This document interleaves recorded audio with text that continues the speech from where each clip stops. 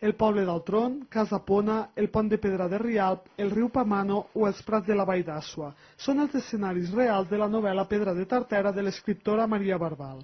L'adaptació del llibre es pot veure fins al 20 de març al Teatre Nacional.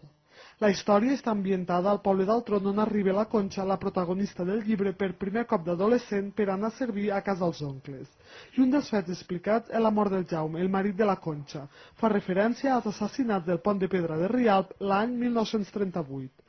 L'Ajuntament de Sort, coneixedor de l'èxit tant del llibre com de l'obra, no vol deixar escapar l'oportunitat per donar a conèixer la Vall d'Àsua, un escenari que ha servit d'inspiració a Barbal. I el fet que en aquests moments l'èxit que té la escenificació de la novel·la Pedra de Tartera com a teatre ha de significar una nova estrabada i una nova oportunitat perquè les empreses turístiques de la Vall d'Àsua, doncs, juntament amb l'Ajuntament de Sort i el Patronat de Turisme, puguin rellançar una altra vegada la vall, que la vall doncs, estigui molt ben senyalitzada des del punt de vista de les novel·les i molt específicament de Pedra de Tartera.